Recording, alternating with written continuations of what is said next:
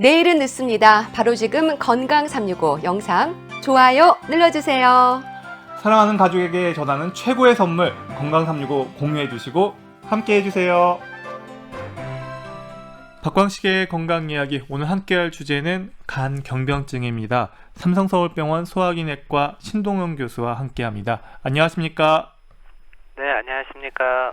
네, 오늘 만성 간 질환이라고 할 수 있는 간 경변에 대해서 오늘 여러 가지 알아볼 건데요. 간이 딱딱하게 굳을 때까지 특징적인 증상이 없다는 것도 좀 신기하고요. 간은 왜 이렇게 쓸데없이 침묵하는 걸까요, 교수님? 예, 보통 이제 어떤 장기가 아프면 증상이 나타나는 게 대부분인데요. 간은 특징적으로 통증을 느낄 수 있는 신경도 적고 특별한 증상이 그 장기와 연관된 증상이 없어서 증상이 없는 분들이지만 검사를 해보면 질환이 있는 분들이 많아서 증상이 없는 장기다 이렇게 불리게 된 것 같습니다. 그러면 이제 실제로 사진상으로 볼 때 간 경변증 환자의 간은 이 건강한 사람의 간과 비교할 때 좀 어떻게 좀 다른지도 궁금해요. 네, 간 경병증이라고 하는 거는 염증이 시작되고 나서 흉이 남았다고 생각하시면 될 것 같습니다. 그래서 우리가 이제 피부에도 가끔 상처를 앓고 나면은 흉처럼 남는 경우들이 있고, 흉이 되면은 피부가 약간 위축이 되는 것처럼 건강한 간은 굉장히 부드럽고 매끈한 반면에 흉이 반복이 돼서 흉이 남게 되면 그게 위축이 되면서 약간 결절처럼 보이게 됩니다. 그래서 사진을 찍어봤을 때 표면이 거칠거나 결절형으로 보이면 간 경변증이 있을 거다 이렇게 추정할 수가 있습니다. 그러면 이제 정상적인 간 세포들이 파괴가 되고 섬유화가 진행되면서 간이 이렇게 굳어지고 이 기능이 저하되기까지요. 이 오랜 염증이 한몫을 한다고 들었는데요. 오랜 염증이라는 표현, 이걸 어떤 경우를 말하는 걸까요? 예, 간에는 이제 말 그대로 오랜 염증이라는 거는 염증이 있는 게 오래됐다는 뜻인데요. 특별히 정해진 것은 없지만 보통 6개월 이상 염증이 진행이 되면 그것을 이제 만성이라고 이야기를 하고요. 보통 이제 급성이라고 하는 거는 단기간 내에 염증이 있다가 지나가는 것을 이야기합니다. 단기간에 염증이 왔다가 지나가는 경우에는 흉이 남지 않고 깨끗하게 회복되시는 경우들이 많은데, 오랜 기간 반복적으로 염증을 앓게 되면은 이제 섬유화라 그래서 이제 몸에 흉이 남는 것이죠. 그래서 오랜 염증이라고 하는 것은 6개월 이상 염증이 지속되는 것이다. 그렇게 이해하시면 될 것 같습니다. 그럼 간 경변증의 원인으로 지적되는 이 B형, C형, 간염, 음주지방간 같은 부분들 어떤 문제를 좀 일으킬까요? 이 부분에 대해서도 많은 분들이 궁금해하시거든요.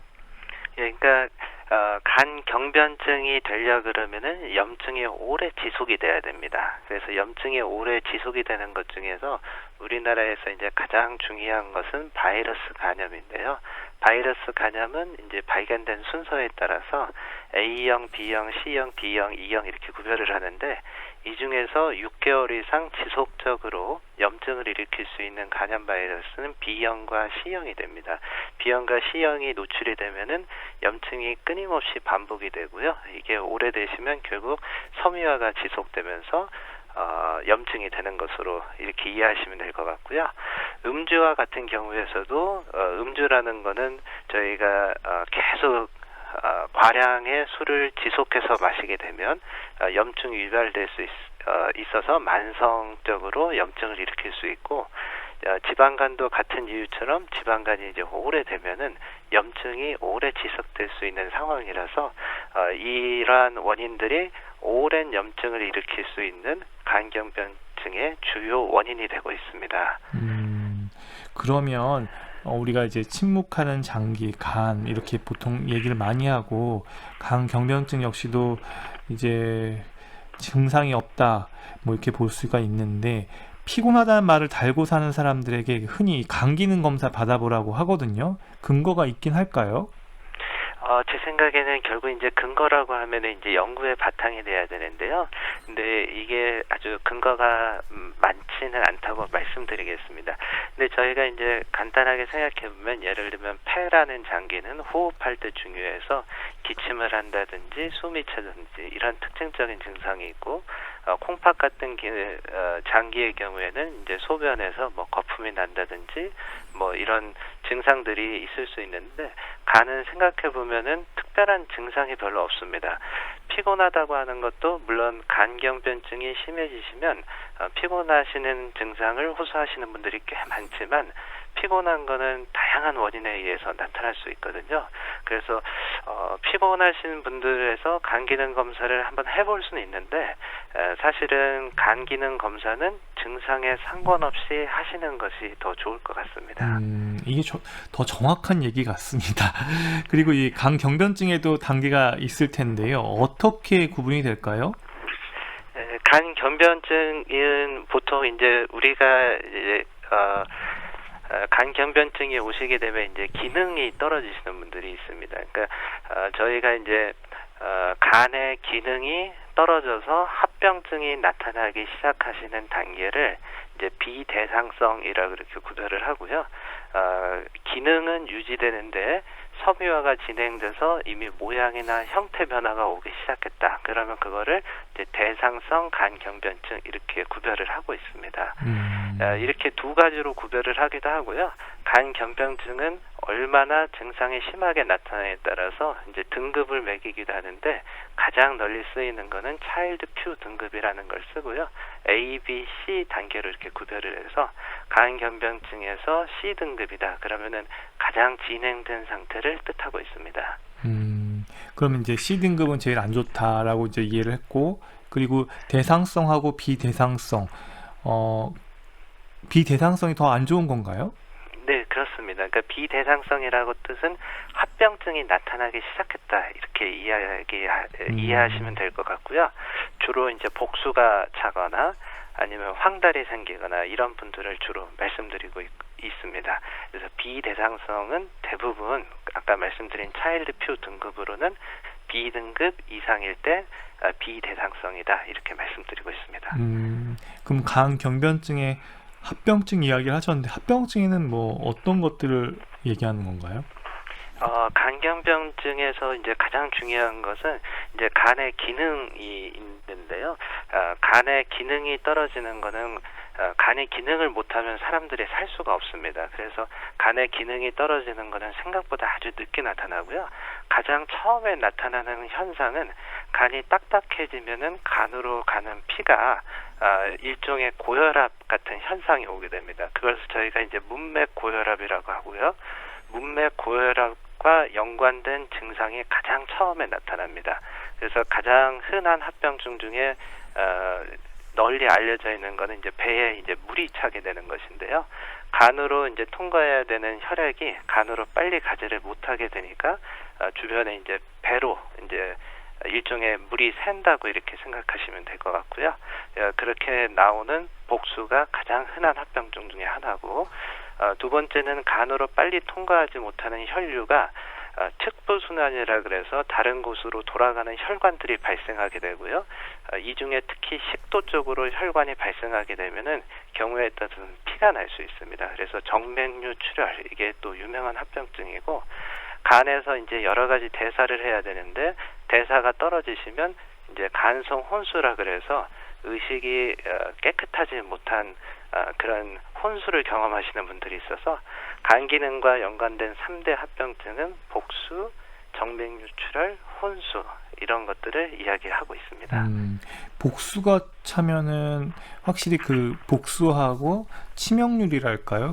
좀 비례하나요? 복수가 많이 차면 찰수록 좀 위험하다 뭐 이런 게 있나요? 네, 그래서 이제 복수가 생겼다는 거는 그 자체가 굉장히 병이 진행됐다는 뜻입니다. 그래서 아까 저희가 이제 모든 것을 분류를 하는 거는 앞으로 일어날 일을 우리가 예측을 하기 위해서 하는 것인데요. 복수가 차기 시작하면은 아까 처음에 말씀드렸던 대상성이냐 비대상성이냐 분류를 할 때 비대상성으로 이제 분류가 되기 시작하는 것이고요. 이제 복수가 차기 시작했다는 것은 간 기능이 그만큼 떨어졌다는 뜻이기 때문에 복수가 없는 분들에 비해서 생존율이 급격히 떨어지게 됩니다. 그래서 복수가 발생했다는 것은 병이 상당히 좀 진행됐다 이렇게 이해하시면 좋을 것 같습니다. 그러면 이제 복수 결국 물을 빼내야 되는데 이뇨제를 쓰면 되나요? 네, 그래서 이제 복수가 이제 찼을 때 이제 가장 더 근본적으로 생각해야 되는 것은 이뇨제라고 하는 거는 몸의 많은 체액을 이 약을 통해서 소변으로 빠지게 하는 그런 치료인데요. 복수를 조절하기 위해서는 필수적인 치료법 중에 하나입니다. 근데 사실 더 근본적인 치료는 간이 좋아지면은 이뇨제를 사용하지 않고도 복수가 안 차겠죠. 그래서 사실 간 질환 자체가 좋아지는 게 더 근본적인 치료인데요. 아쉽게도 이 간경변증이라고 하는 병 자체가 정상세포가 섬유화, 즉 흉으로 변했기 때문에 그 흉이 정상으로 돌아오는 것은 굉장히 쉽지가 않습니다.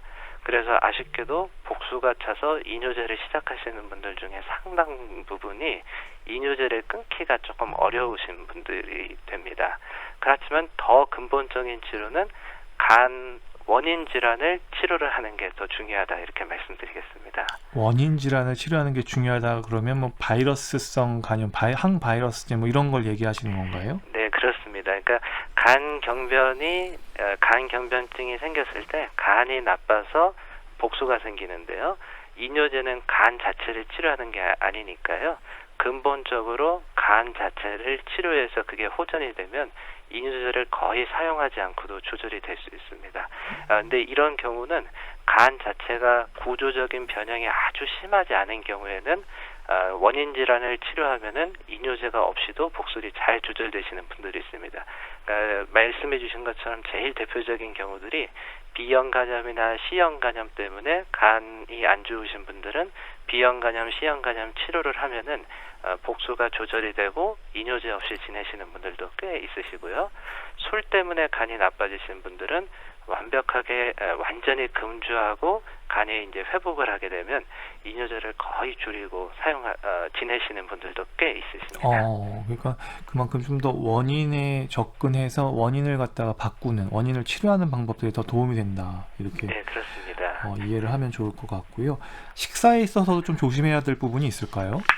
예, 이제 복수가 생기시는 분들한테 가장 중요한 거는 시기가 되겠습니다. 시기가 왜 중요하냐면, 우리 몸에 복수가 생길 때, 복수가 물로 이동할 때는 반드시 소금이랑 같이 이동을 하게 됩니다.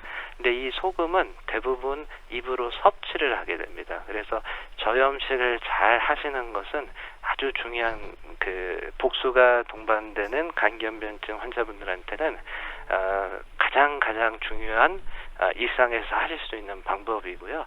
그래서 가능하면 싱겁게 드셔야 되고, 또 하나 이제 중요한 거는 대부분 이제 식사를 하시게 되면은 장에서 이제 흡수된 영양소들이 간으로 이동을 하게 되는데요. 한 번에 너무 과식을 하시게 되거나 변비가 생겨서 장이 많이 늘어나 있거나 이런 경우에는 간에 별 부담이 되고 좋지도 않습니다. 그래서 식사를 한 번에 과식하지 않고 조금씩 자주 드시고 변비가 생기지 않게 관리하는 것은 간경변증 식사 관리의 핵심이 되고 있습니다. 한 번에 많이 드시지 말으셔야 되기 때문에 간경변증이 되면은 하루에 5번 이상 조금씩 자주 드시는 것을 아주 중요하게 식이 조절 중에 하나로 여기고 있습니다. 또 정말 이렇게 조금씩 소식으로, 그리고 빈도는 한 5번 이상 이렇게 식사를 하는 게 도움이 된다, 이렇게 얘기를 해주셨고요.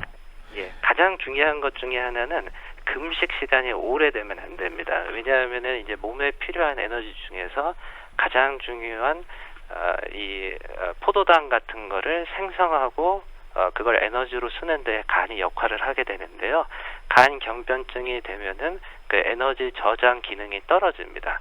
그래서 금식이 오래되면은 우리 몸에서는 단백질을 대사로 이용을 하게 돼 있고, 그 과정 중에서 근소실이 발생하게 되면은 전체적으로 몸의 균형이 많이 깨지시게 됩니다. 그래서 식사를 하시는 간격이 너무 길게 되면은 그만큼 간이 부담을 받게 돼 있어서 가장 중요한 습관 중에 하나는 주무시기 전에 가벼운 간식을 하고 주무시는 등 어쨌든 식사 사이의 간격을 길지 않게 조금씩 자주 드시는 것은 간경변증 식사 관리의 핵심이 됩니다. 그리고 이제 간경변증에 있어서 또 토하거나 이런 거는 그렇지만 또 객혈이랄까요? 객혈이 아니죠. 그러니까 뭐 출혈이나 정맥 출혈 같은 위험이 있다고 하는데요. 우리가 이제 객혈은 아니고 토혈이라고 표현하나요? 제가 정확한 용어가 떠오르질 않는데 이런 위험도 분명히 있죠. 네, 그렇습니다. 근데 지금 말씀해 주신 것처럼 이제 피가 날 때는 정확하게 구별하기 좀 어려울 때 있는데 객혈은 이제 폐에서 올라오는 출혈을 보통 얘기를 하고요. 환자분들한테 여쭤보면은 이제 기침 가래를 하면서 올라오는 피고 가래가 섞이지도 하고 양이 그렇게 많지 않은 특징이 있는 경우들이 더 많고요. 이제 토혈이라고 하는 것은 이제 장에서 올라오는데요. 이제 장이라고 하는 거는 빈 공간이 있습니다. 그래서 어느 정도 양이 많지 전에는 입으로 잘 토하지 않습니다. 그래서 토혈의 특징은 처음에 미식미식거리고 울렁울렁 거리다가 이제 뭐가 올라올 것 같아서 흔히 토하는 듯한 느낌으로 토했을 때 피가 굉장히 상당량이 나옵니다. 그래서 어떻게 이제 피가 나왔는지 여쭤보면은 이제 객혈인지, 그러니까 즉 폐에서 나온 객혈인지 장에서 올라오는 토혈인지가 약간 구별이 되는데요. 뭐 물론 100% 정확하진 않습니다. 어쨌든 이렇게 토혈이 있고요. 처음에 설명드린 것처럼 이제 간이 굳게 되면은 피가 간으로 잘 가질 못하면 반대쪽으로 돌아서 심장으로 돌아가는 혈관들이 발달하는데 그게 정맥류입니다. 그 정맥류가 위를 돌아갈 때는 위하고 식도 부분을 통과하게 되는데 그쪽에는 이제 정맥이 굉장히 얇아질 수가 있고요. 압력이 오르면 그쪽에서 이제 피가 나면서 토혈을 하실 수 있고, 그래서 이제 피가 토하시는 분들 중에서 간경변증이 주요 원인을 차지하고 있습니다. 그럼 이렇게 정맥류가 출혈이 왔을 때 우선 시행되는 치료법은 뭔가요? 이제 가장 중요한 거는 결국 이제 피가 나셨으니까요. 피가 나서 이제 혈압이 유지되는지가 이제 가장 중요하기 때문에 몸에서 빠져나간 수액, 체액 성분이나 이런 것을 보충해서 혈압을 유지하는 게 가장 중요하겠고요. 이제 피가 난 곳은 이제 내시경 같은 시술을 통해서 들어가서요. 피가 난 부분이 있으면은 거기를 이제 결찰술이라고 하는데 고무줄 같은 곳으로 혈관을 묶어서 그 부분에서 이제 더 이상 피가 나지 않게 치료하는 것이 근간이 되고요. 약물 치료로는 이제 혈압을, 그러니까 정맥류로 가는 혈압 피를 다른 곳으로 순환할 수 있도록 유도하는 약물 치료들이 있습니다. 그런 치료들을 통해서 이제 정맥류 출혈을 이제 더 나지 않게 그렇게 치료하는 방법들이 있습니다. 건강365는 유튜브와 팟캐스트로도 서비스됩니다. 오늘은 간 경병증에 대해서 알아보고 있는데요. 삼성서울병원 소화기내과 신동현 교수와 함께합니다. 교수님, 이 간경변에 대한 말씀을 들으면서 자각 증상이 처음에는 없기 때문에 미리 조심하고 확인할 필요가 있다는 생각을 하게 되는데요. 검사를 통해서 조금 알 수 있는 방법이 있을까요? 네, 그렇습니다. 그래서 말씀드린 것처럼 모든 병이라는 게 증상이 없을 때 진단할 수 있으면 정말 좋고요. 간경병증은 아주 진행이 되게 되는 증상이 별로 없습니다. 또 중요한 문제는 간경병증이 어느 정도 진행을 하게 되면은 아무리 열심히 치료를 해도 정상 간으로 회복하기가 아주 쉽지가 않고요. 간이식이 필요한 경우들도 생기고 그러기 때문에 어느 단계에서 진단되는지가 굉장히 중요하고요. 간경병증은 말씀드린 것처럼 대부분의 원인들이 미리 확인할 수 있는 질환들이 간경변증의 주요 원인이 됩니다. B형간염, C형간염, 음주, 그다음에 지방간 질환 모두 간경변증으로 진행하기 전에 전부 진단이 되고 치료할 수 있는 그런 병들입니다. B형간염, C형간염, 그다음에 지방간 질환, 음주에 의한 간질환 모두 혈액 검사 등을 통해서 미리 손쉽게 확인할 수 있는 진단들이기 때문에 미리 확인해 보시는 것을 강력하게 좀 권해드리고 있습니다. 네, 이제 여러 가지 방법이 있을 텐데요. 먼저 이 혈액 검사에 대한 것 좀 자세히 알아보면 좋을 것 같아요. 건강검진에서 사실 이제 간 기능과 관련된 혈액 검사를 이제 하게 되는데 간 수치에 대한 부분들 많이들 주변에서 물어보고 궁금해들 하시거든요. 좀 어떻게 보면 좋을까요? 네, 그래서 우리나라에서는 이제 아주 다행히 여러 여러 가지 건강검진이 널리 시행이 되고 있고, 건강검진 중에서 이 혈액검사 중에서 간기능검사가 기본으로 포함되어 있는 검진들이 굉장히 많습니다. 그래서 많은 분들이 이제 건강검진에서 본인의 간기능검사라고 나오는 부분을 확인하실 수 있을 겁니다. 이제 GOT, GPT 이런 간 수치를 보기 전에 가장 먼저 이제 권해드리고 싶은 것은 그 간염 바이러스 검사가 건강검진에서 시행됐는지 보시고, B형 간염, C형 간염이 양성이시면 반드시 정밀 확인할 것을 권해드립니다. 그 다음에 보시는 건 이제 간 수치라는 게 있는데요. 이 간 수치는 대부분 어떤 것들로 이루어져 있냐면, 간세포가 손상이 되면은 손상이 됐을 때 올라가는 수치들입니다. 그래서 이 수치들을 보면은 실제로 현재 간 손상이 어느 정도인지, 현재 있는지 없는지를 알 수 있게 됩니다. 그래서 그 검사들을 간기능 검사로 저희가 이용을 하고 있습니다. 그러면 이 사람들마다 이제 수치가 좀 올라갔다 떨어졌다 하니까 네. 이런 부분들을 해석할 때 좀 주의점이 있을까요? 네, 그렇습니다. 이제 모든 검사가 마찬가지지만 정상이라는 것이 어떻게 결정되는지를 이해하시면 좋을 것 같습니다. 정상이라고 하는 거는 깊게 들어가면은 정상이라는 걸 정의하는 건 쉽지가 않습니다. 그래서 이런 간 수치들의 정상은 사실은 건강하신 분들을 모아서 그분들의 97.5%에 해당하는 상한치를 정상이라고 그냥 결정을 해놓은 겁니다. 그래서 수치가 정상보다는 조금 높아도 간에 전혀 이상이 없는 분들도 있고요. 수치는 정상 범위 내에 있어도 간 질환이 실제로 진행되시는 분들도 있습니다. 그런데 이런 분들은 아주 적은 부분을 차지하니까 일단 간 수치가 올라가시는 분들에게서 저희가 집중적으로 살펴보는 게 좋기는 합니다. 그래서 처음에 말씀드린 것처럼 간 수치가 정상이어도 B형 간염, C형 간염이 있거나 음주를 많이 하시거나 지방간 질환이 있으신 분들은 수치에 너무 민감하게 수치가 정상이라 그래서 내가 정상이라고 생각하시고 병을 키우지 않으셨으면 좋겠고요. 이런 네 가지 중요한 원인이 없는 분들은 생각보다 이 간 수치가 정확도가 좀 높습니다. 그래서 수치가 정상 범위로 유지되는지를 보시면 이 내 간 상태가 어떤지 추정하시는 데 도움이 될 것 같습니다. 그러니까 되게 이 혈액 검사에 있어서 해석에 있어서 되게 중요한 조언을 해주신 것 같습니다. 그리고 이제 간 초음파 검사도 얘기를 안 할 수가 없는데요. 건강검진에서 많이들 하시거든요. 이것도 중요한 진단 도구죠. 네, 그렇습니다. 특히 이제 간 질환이 진행되면 진행될수록 일종의 섬유화가 진행되면은 간 수치 검사에서 이상이 있어서 수치가 안 오르시는 분들이 있습니다. 그래서 초음파에서 저희가 가장 중요하게 보는 것은 간의 모양의 형태나 형태 변화가 오기 시작하는지를 확인하게 됩니다. 간은 결국은 만성적으로 염증이 되면 경변이 오고 섬유화가 오는 게 가장 중요한 병이기 때문에 그 초음파에서 간의 모양이나 형태가 오는지를 보는 게 가장 중요한 목적이고요. 두 번째는 초음파 검사에서는 간에 생기는 종양들을 확인할 수가 있습니다. 그래서 초음파의 두 가지 중요한 목적은 이 간경변 같은 것들이 간경변 같이 이제 섬유화가 진행되는지를 확인하는 목적이 있고요. 두 번째는 간 내에 종양 같은 것들이 생겼는지 진행하는지 이런 걸 확인하는 목적이 있습니다.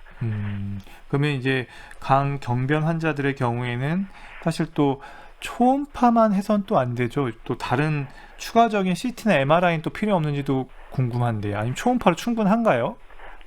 예, 그래서 초음파는 제일 좋은 점이 몸에 별로 특별히 해로운 게 별로 없으니까요. 그리고 이제 반복적으로도 할 수 있고 아주 큰 장점이 있는데 비해서 초음파는 이제 경변이 심해지면은 간이 위축이 되면은 관찰하기가 매우 어려워지고요. 간의 깊은 곳을 보기가 쉽지가 않습니다. 또 이제 간경변증이 진행하시게 되면은 측부순환이라는 게 발생하게 되는데 이런 측부순환과 같은 혈관에 그 이상이 생겼는지는 초음파 초음파만으로는 확인하기가 어려울 수가 있습니다. 그래서 그런 경우에는 CT 같은 검사들이 크게 도움이 되고요. 사실 더 중요한 문제는 이제 간 경변증이 생기면 이제 초음파를 보게 되면은 간이 전체적으로 거칠어지면서 암이 발생하시는 분들이 많은데 작은 종양을 찾기가 굉장히 어려워집니다. 그래서 간경변증 환자분들한테는 초음파로 경변을 구별하기 위해서 많이 한다기보다는 종양을 잘 찾고 감별하기 위해서 CT나 MRI가 필요한 경우들이 꽤 있습니다. 그리고 이제 간 경변, 뭐 간이 딱딱해지고 섬유화된 것들을 또 진짜 확인을 하려면 조직 검사도 필요하지 않을까 싶은데, 사실 조직 검사를 다 하진 않을 것 같고 어떤 경우에 하는지도 궁금하고요. 최근에는 또 조직 검사를 대신해서 뭐 섬유화 검사 뭐 이런 것도 있다고 하던데, 여기에 대한 설명 가능할까요? 네, 간경변이라는 병 자체는 예 아니요, 즉 디지털처럼 예 아니요로 구별은 해야 되는데요. 그런 현상은 아니고 아날로그처럼 약간 아날로그 같다 이렇게 말씀을 드립니다. 디지털처럼 예 아니오라기보다는 일종의 이렇게 연속선상에 있는 건데 그 중에 일부를 예 아니오로 이렇게 구별을 하게 되는 것이죠. 그래서 이제 간 섬유화 검사부터 설명을 드리면, 간이 얼마나 진행됐는지를 초음파 같은 유도 신호를 보내서 그게 얼마나 간을 빨리 통과하는지를 측정을 하게 됩니다. 그럼 그 수치를 보면은 간이 얼마나 섬유화가 진행되는지를 생각보다 정확하게 예측을 할 수 있고, 몸에 큰 위해가 없이 간단하게 할 수 있다는 큰 장점이 있습니다. 그래서 요즘에는 내 간이 얼마나 만성 간염이 진행돼서 섬유화가 진행되는지를 확인하기 위해서 섬유화 검사라는 것을 아주 널리 쓰이고 있는 현실이고요. 근데 이 섬유화 검사의 단점은 이제 추가 비용이 들고요. 조직 검사보다는 정확도가 떨어집니다. 그래서 1차적으로 간 섬유화 검사를 해서 섬유화에서 경변증이 의심되시는 분들이 요즘에는 의심되거나 애매한 분들에 한해서 보통은 이제 간 조직 검사를 하는 경우들이 좀 많다, 이렇게 말씀드리겠습니다. 네. 박광식의 건강 이야기, 간 경변증에 대해서 알아보고 있습니다. 삼성서울병원 소화기내과 신동영 교수와 함께하고 있는데요. 교수님, 그러면 이 간경변증 환자들이 일상에서 조심해야 하는 부분들은 어떤 게 있을까요? 뭐 앞서서도 식사 관련해서 얘기는 해주셨지만, 일단 과식을 피해야 한다, 이것도 아까 앞서 연장선상에서 그런 의미일까요? 네, 그렇습니다. 간경변증 환자분들한테서 일상에서 가장 신경 쓰셔야 되는 것은 식이다, 이렇게 좀 말씀을 드리겠고요. 과식을 한 번에 많이 하게 되면은 이렇게 장이 많이 늘어나게 되고, 그럼 피가 쏠리면서 간으로 가는 혈류량이 일정하지 않을 수가 있습니다. 그럼 이런 것은 다 간에 좀 부담이 되기 때문에 조심하셔야 되고요. 과식도 조심해야 되는데 더 중요한 거는 변비가 생기지 않게 하시는 것이 좋겠고, 방금 전에도 한번 말씀드렸듯이 식사를 안 하는 시간이 너무 오래 걸리면 정말 좋지 않습니다. 그래서 골고루 여러 번 나눠 드시고, 주무시기 전에 간단히 간식하게 드시고, 이런 것들을 중요하게 여기고 있습니다. 네. 그리고 이제 간 질환 갖고 계신 분들이 잘 먹어야 한다는 생각 때문인지 참 여러 가지에 관심이 많더라고요. 그래서 단백질 섭취에 대해서도 좀 집착하는 분들도 계신 것 같고요. 그래서 알로에나 녹즙, 미나리즙, 여러 가지 즙 형태로 농축된 이 건강보조식품들을 드시던데, 간질환 환자들은 일단 해독작용에 좀 약하지 않을까 싶기도 하고요. 이런 부분들에 대해서 어떤 조언이 가능할까요? 네, 식사를 잘하셔야 되는 것은 굉장히 중요하고요. 즙중류 형태는 저희가 굉장히 조심을 하는 게 좋겠다고 말씀드리는데, 근데 즙은 왜 조심하시는 게 좋냐면, 가만히 생각해 보시면 즙을 만들 때 필요한 거는, 즙을 만드는 중요한 목적은 몸에 필요한 거, 몸에 좋을 거라고 생각되는 것을 많이 먹고 싶어서 그렇게 하는 것이죠. 즙을 만든다 그러면은 예를 들면은 야채로 섭취하는 것보다는 훨씬 많은 양을 섭취하시게 됩니다. 근데 이렇게 한 번에 너무 많이 섭취하시게 되면은 몸에 필요 이상의 과량이 들어오게 되면은 간에서 그걸 다 대사하고 일부는 저장하고 해독하고 몸으로 내보내야 되고, 그러니까 몸에 좋으려고 먹은 게 오히려 간에는 부담이 되는 수가 굉장히 많습니다. 그래서 저희가 꼭 추천해드리는 거는 간질환은 잘 드셔야 되는데요. 어린 아이들이 이유식 하듯이 단백질, 탄수화물, 지방, 그다음에 뭐 영양소, 야채 이런 것들을 매 끼니마다 골고루 드시는 게 중요하고요. 제발 특정 성분을 많이 섭취하셔서 오히려 몸에 좋으려다가 해가 되시는 일이 없기를 좀 간곡하게 좀 말씀드리고 싶습니다. 네, 요 잘 새겨들어야 될 부분인 것 같습니다. 당경변증 환자들 또 운동 이제 많이 고민하시는데 운동 어떤 종류를 할지 선택할 때 조심할 부분들이 있다면서요? 네, 그러니까 운동을 할 때 조심해야 된다는 이야기는 이렇게 운동을 많이 하시게 되고 이제 근육을 많이 쓰게 되면은 간에서 이제 해결해야 될 일이 늘어나면서 좀 부담을 느끼시는 분들이 있고요. 쉽게 지치는 분들이 있습니다. 그런데 또 반면에 운동을 전혀 안 하시게 되면은 근소실이 오고 위축이 오니까 간에도 좋지가 않게 됩니다. 그래서 이거는 개인마다 정말 차이가 많아서 정말 필요하신 분들은 이제 재활의학과 같은 데에서 본인한테 맞는 운동 강도를 처방을 받아서 이제 운동을 하시는 이제 진행성 간경변증 환자분들도 계시고요. 이제 매번 이렇게 전문 진료를 하기 어려우실 때는 가장 간단하게 권해드리는 운동은 결국 이제 걷는 운동인데요. 저희가 추천해드릴 때는 피곤하면 무리해서 더 운동하지 마시고 피곤하시면 휴식을 하시길 권해드리고 있습니다. 그래서 보통 한 30분 정도 걷는다고 치면은 그거를 이제 나눠 갖고요. 좀 빨리 걷고 천천히 걷고 빨리 걷고 천천히 걷고 이거를 가볍게 옆 사람과 대화할 때 약간 숨찬 정도로 이렇게 하시고, 만약에 이제 본인이 체력이 느리면은 빨리 걷는 거를 구간을 늘리시면 되는 거죠. 예, 그러시면서 본인이 너무 힘들지 않은 선에서 일주일에 한 5번 정도는 30분 이상씩 운동하시는 것은 꼭 권해드리고 있습니다. 그리고 이제 사우나와 같은 목욕 습관에 있어서도 조심할 부분들이 있다고 그러던데요. 이것도 맞는 얘기인가요? 네, 그것도 좀 조심하시는 게 좋은 게요. 아까 이제 간경변이 생기면 중요한 변화 중에 하나가 장이나 하여간 간으로 가는 혈류량이 갑자기 변하면 간에는 좀 부담이 됩니다. 근데 사우나를 하시게 되면은 보통 이제 피가 몰려 있다가 간으로 한꺼번에 돌아오면서 간의 그 혈관의 압력을 올릴 수가 있습니다. 그래서 사우나는 오래 하시는 거는 조금 조심하시는 게 좋을 것 같습니다. 그러니까 간으로 혈류가 많이 가게 되는 상황들에 대한 좀 조심이 필요하다, 네. 이렇게 이야기를 계속 강조하시는데요. 그러면 이제 복압을 올리거나 혈류량의 변화가 올 수 있는 것도 자제할 필요가 있다, 이렇게 이해해도 될까요? 예, 근데 사실 이거는 아주 좋은 근거는 없습니다. 그런데 일반적으로는 이제 저희가 이제 내시경을 하면서 관찰을 하게 되면은 정맥류, 그러니까 복압을 올리는 상황 중에서 특히 이제 구역질을 하신다든지 배에 힘을 많이 주게 되면은 그 정맥에서 이제 출혈하는 경우들을 가끔 관찰합니다. 그래서 그런 것들과 이론적인 그런 배경에 근거하여서 뭐 예를 들면은 역기라든지 이제 하여간 배에 힘을 많이 주시는 운동은 조금 피하시는 것을 이렇게 좀 권해드리고 있고요. 그 외에 하여간 배에 좀 힘을 주는 운동이라고 하더라도 가벼운 거는 안전할 걸로 생각은 되는데 힘을 하여간 너무 많이 주시는 운동은 다른 좋은 운동들도 있으니까요. 굳이 그걸 1차적으로 안 하시는 것을 추천드리고 있습니다.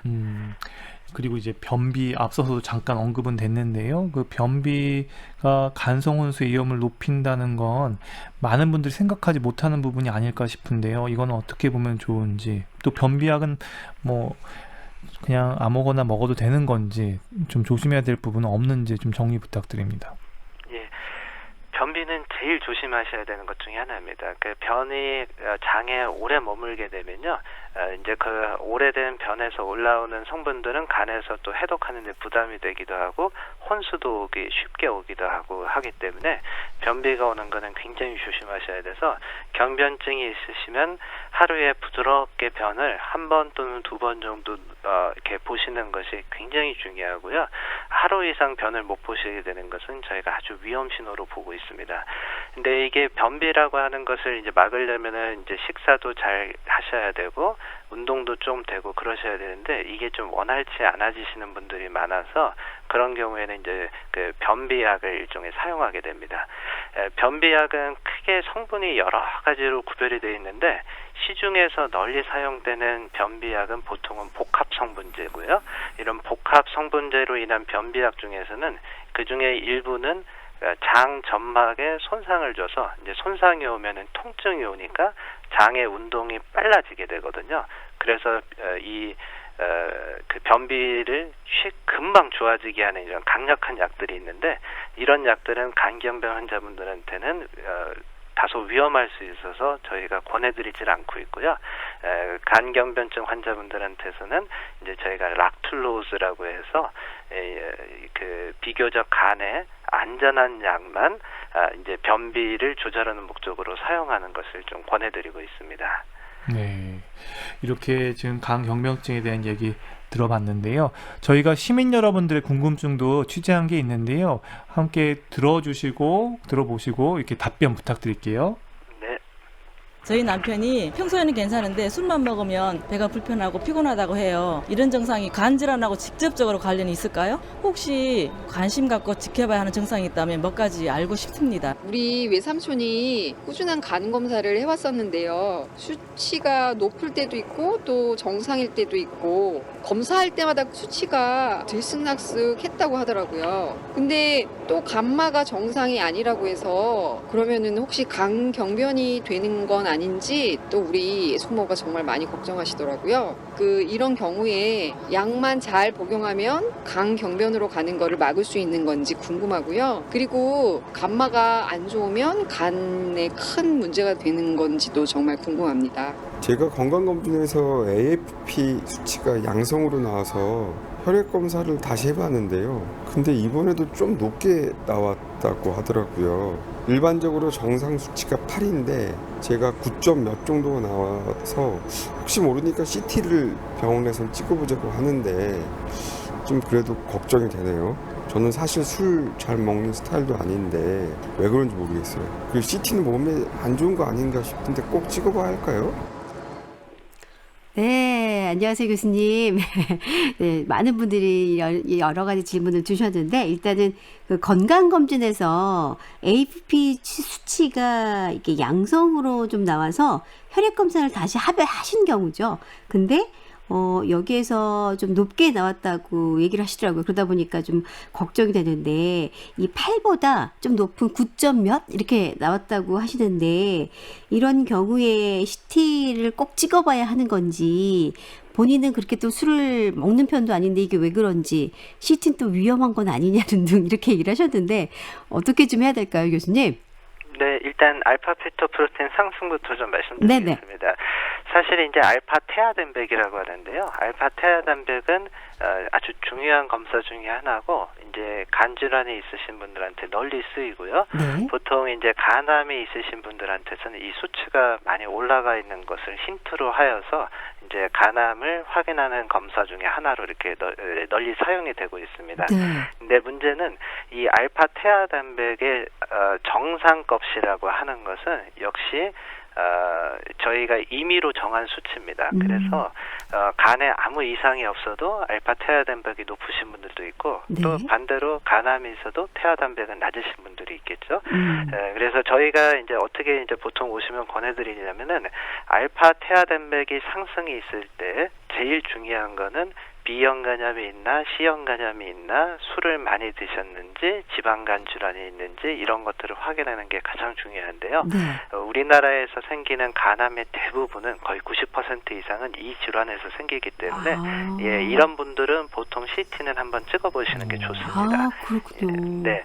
근데 지금 이 청취자분께서 얘기하신 것처럼 네. 내가 비형간염도 없고 C형간염도 없고 음주도 안 하고 네, 네. 지방간도 없다 이러신 분들한테서 오른 알파피토프로틴의 상승은 저희가 저희 삼성서울병원에서도 비슷한 분들을 조사를 해봤는데 네. 관찰 기간 동안에 간암이 확인되신 분은 한 분도 없었습니다. 아. 네, 그래서 보통 수치가 낮으면 뭐 한 번 정도 피 검사로 확인해 보시는 거는 가능하고요. 네. 의사분들마다 좀 의견이 달리는데 너무 그러니까 어쨌든 간암의 위험은 굉장히 낮고요. 예, CT는 방사선과 조영제 부작용이 있기 때문에 CT까지 필요 없다고 생각하시는 분들도 있고요. 네. 반면에 이거는 사실은 질환으로 한 게 아니라 건강검진으로 시작한 것이고 네, 네. 예, 초음파는 아주 깊은 데까지는 잘 못 찾는 경우들도 있습니다.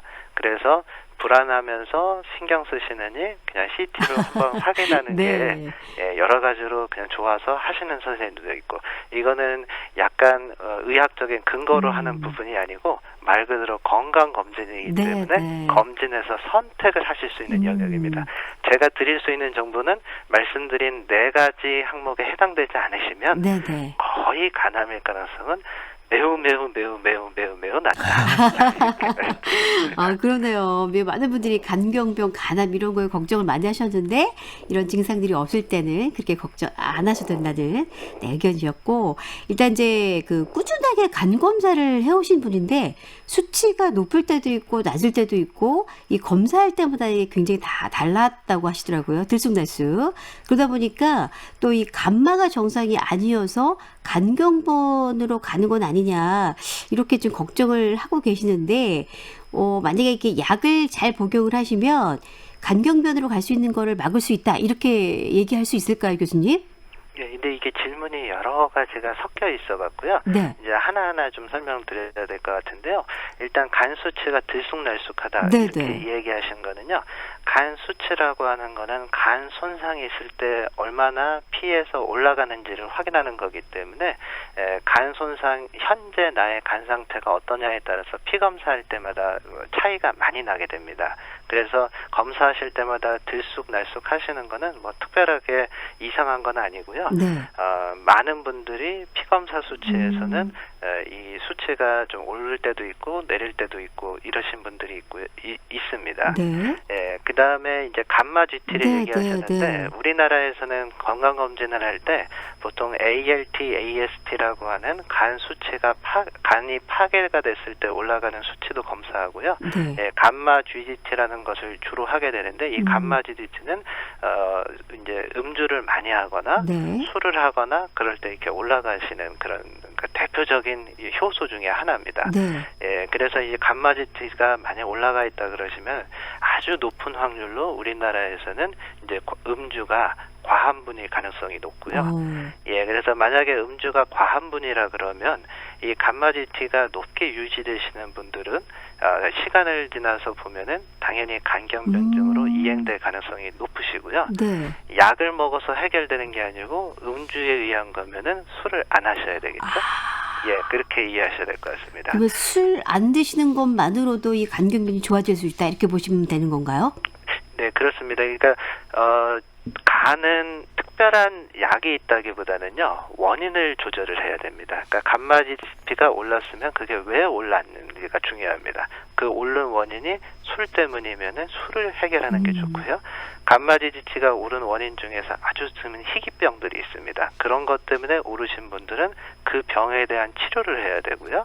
B형간염이나 C형간염 때문에 수치가 오르신 분들은 그 원인을 해결해야지 간경변증을 예방할 수가 있는 거지 무슨 특별한 뭐 이제 경이염병 자체에 대한 약이 있거나 그렇지는 않습니다. 알겠습니다. 고맙습니다. 네, 리포터 전소연 씨 감사합니다. 네, 감사합니다. 네, 오늘 이렇게 간경병증에 대한 말씀 들었는데요.